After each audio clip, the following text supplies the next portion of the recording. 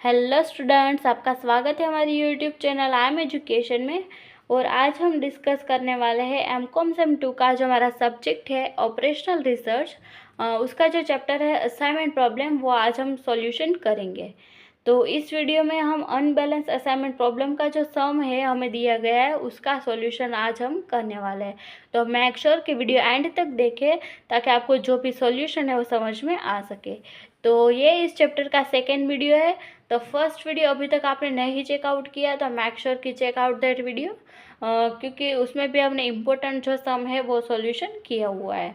तो अभी आप इस चैनल पर नए हैं और अभी तक आपने हमारे चैनल को सब्सक्राइब नहीं किया तो मेक श्योर कि सब्सक्राइब करें और बाजू में जो बेल आइकन आएगा उसको प्रेस करें ताकि आपको एक भी वीडियो मिस ना हो। तो आइए स्टार्ट करते हैं हमारा सॉल्यूशन। तो आज हम हमारा जो एग्जाम्पल नंबर 26 है जो हमें बुक में दिया गया है एक्सरसाइज में, वो आज हम सॉल्व करेंगे। तो यहाँ पे हमें बताया गया है कि solve the following assignment problem for minimization. तो यहाँ पे जो ये प्रॉब्लम है वो हमें मिनिमाइजेशन की तरह से सॉल्व करना है। तो यहाँ पे हमें मशीन्स दिया गया है और यहाँ पे जॉब्स दी गई है। तो यहाँ पे 4 मशीन दिए हुए और यहाँ पे 5 जॉब्स दी हुई है। ओके, तो यहाँ पे ये जो प्रॉब्लम है वो कैसा प्रॉब्लम हमें दिया है, तो अनबैलेंस्ड असाइनमेंट प्रॉब्लम हमें यहाँ पे दिया हुआ है। तो अब हम इसका सॉल्यूशन करते हैं। तो जब भी आप एग्ज़ाम में ये सम सॉल्व करें तो यहाँ पे फर्स्ट स्टेप क्या रहेगा कि आपको ये देखना रहेगा कि यहाँ पे number of row is equal to number of column है या नहीं। तो यहाँ पे जो नंबर ऑफ रो है वो है 4 एंड यहाँ पे जो नंबर ऑफ कॉलम है वो कितनी है 5, यानी कि ये अनबैलेंस्ड हुआ। तो यहाँ पे फर्स्ट हमें यहाँ पे इसको बैलेंस्ड प्रॉब्लम बनाना पड़ेगा।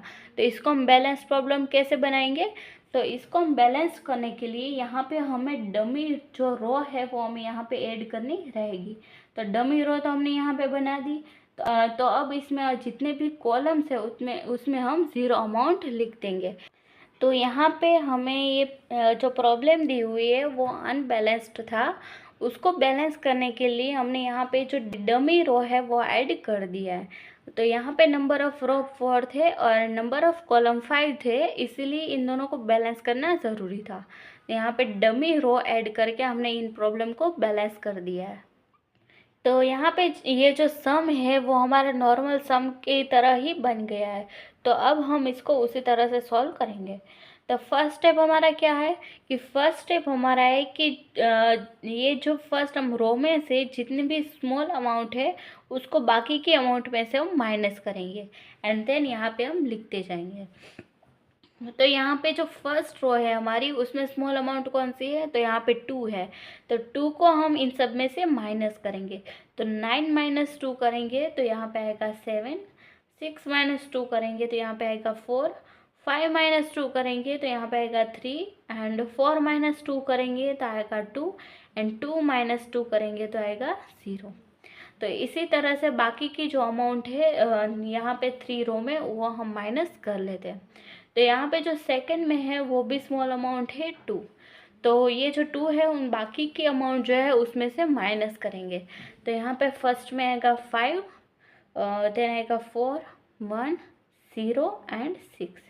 इसी तरह से ये बाकी की जो 2 रो है उसमें से हम ये माइनस करके आंसर लिख देते हैं।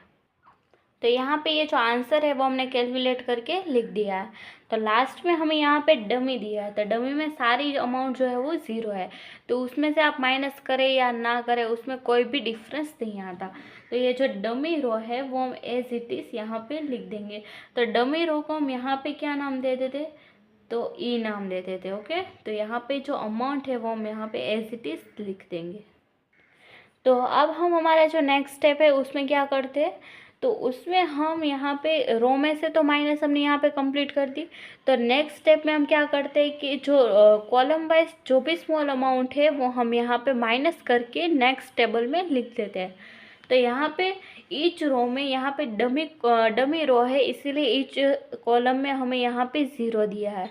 तो ईच कॉलम में हमें यहाँ पे 0 है, तो 0 को हम बाकी की जो अमाउंट है उसमें से माइनस करें या ना करें तो यही आंसर आने वाला है। तो अब हम हमारा जो नेक्स्ट कॉलम है वो हम नहीं बनाएंगे, क्योंकि यहाँ पे कोई भी डिफरेंस आने वाला नहीं है। कॉलम में से स्मॉल अमाउंट माइनस करे या ना करे, क्योंकि यहाँ पे सारे अमाउंट जो है वो ज़ीरो है इसीलिए। तो अब हम डायरेक्ट हमारा जो नेक्स्ट स्टेप है वो अप्लाई करते हैं। तो यहाँ पे हमारा जो नेक्स्ट स्टेप है वो क्या है कि वो है हमारा लाइन दौड़ना। तो लाइन हमें ऐसे ड्रॉ करनी है कि जैसे जो मैक्सिमम ज़ीरो से वो कवर हो सके। तो यहाँ पे हम फर्स्ट लाइन ड्रॉ करेंगे ये। तो ये हो गई फर्स्ट लाइन। देन यहाँ पे 2 ज़ीरो है, तो ये हो गई सेकंड लाइन। यहाँ पे भी ज़ीरो है, तो ये हो गई थर्ड, एंड ये है फोर्थ। ओके, तो यहाँ पे ये जो ड्रॉ की हुई लाइन्स है वो किसके इक्वल होनी चाहिए? तो number of row and number of column जितने हैं उसके अकॉर्डिंग ये जो ये लाइन ड्रॉ की है वो होनी चाहिए। तो यहाँ पे नंबर ऑफ रो कितने हैं? तो 5 है, एंड नंबर ऑफ कॉलम भी कितने हैं? 5। तो यहाँ पे जो हमारी ड्रॉ की हुई लाइन्स है वो भी कितनी होनी चाहिए? तो वो भी 5 होनी चाहिए। तो यहाँ पे कितनी है? तो 1 2 3 एंड 4। तो यहाँ पे सिर्फ 4 लाइन ही है जो हमें ड्रॉ की है।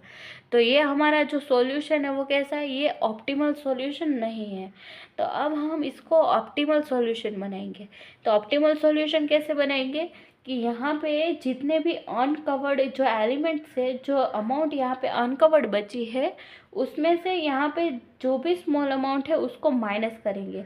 किस में से माइनस करेंगे? तो यहाँ पे जितने भी अनकवर्ड एलिमेंट है उसमें से ही माइनस करेंगे, जितने भी कवर्ड है उसमें से माइनस नहीं करेंगे।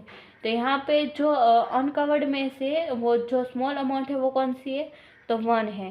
तो 1 को हम जो बाकी की अमाउंट है अनकवर्ड उसमें से माइनस करेंगे। तो 1 है, तो यहाँ पे सारे कितने हैं? तो 4 है। तो 4 में से 1 माइनस करेंगे तो क्या आएगा? तो 3 आएगा। तो यहाँ पे हम लिख देते हैं 3। तो यहाँ पे 3 है, तो 3 minus 1 is equal to 2। And यहाँ पे 1 है, तो 1 minus 1 is equal to 0, and 2 minus 1 is equal to 1। तो यहाँ पे ये हमारा फर्स्ट स्टेप हुआ।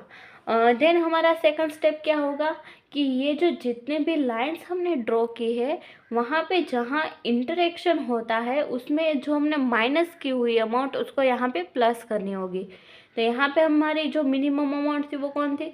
तो 1। तो 1 को हमें यहाँ पे जहाँ पे दो लाइन जहाँ पे मिलती है उसमें यहाँ पे हमें प्लस करना रहेगा। तो जहाँ पे हमने 1 माइनस किया वह यहाँ पे हम 1 प्लस करेंगे।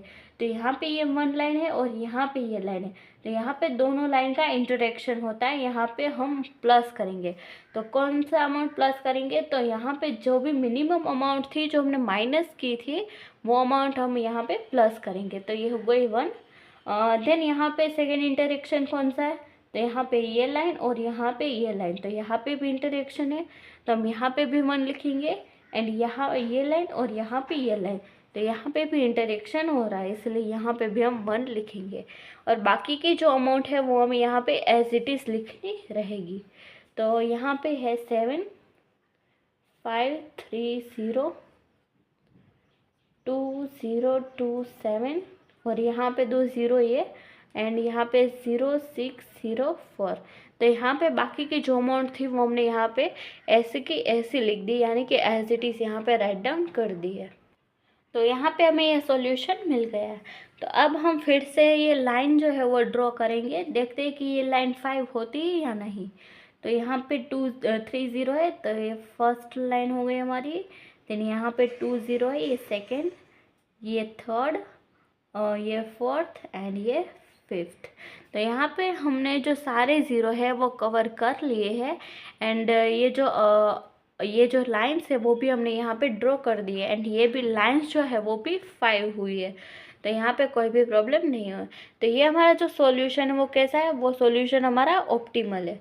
तो बाकी के यहाँ पे जो ज़ीरो है वो हम यहाँ पे लिख देते हैं।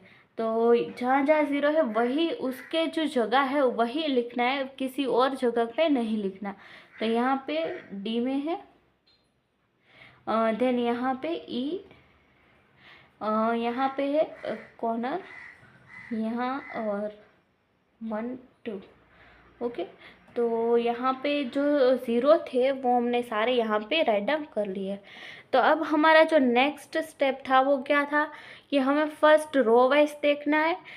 जहाँ पे भी सिंगल ज़ीरो है उसको हम ये जॉब अलर्ट कर देनी है। ओके, एंड अगर जो रो वाइज जो है ज़ीरो वो सिंगल नहीं है तो फिर हमें कॉलम वाइज देखनी रहेगी। तो कॉलम में जितने भी सिंगल ज़ीरो है उसको हम अलर्ट कर देंगे। तो फर्स्ट हम यहाँ पे रो वाइज देखते हैं।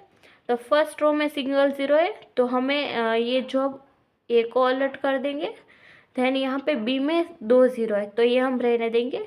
सी में भी 2 है तो वो भी हम बाद में करेंगे। डी में सिंगल है तो उसको भी हम यहाँ पे अलर्ट कर देंगे। एंड ई में भी 2 है तो उसको हम बाद में करेंगे।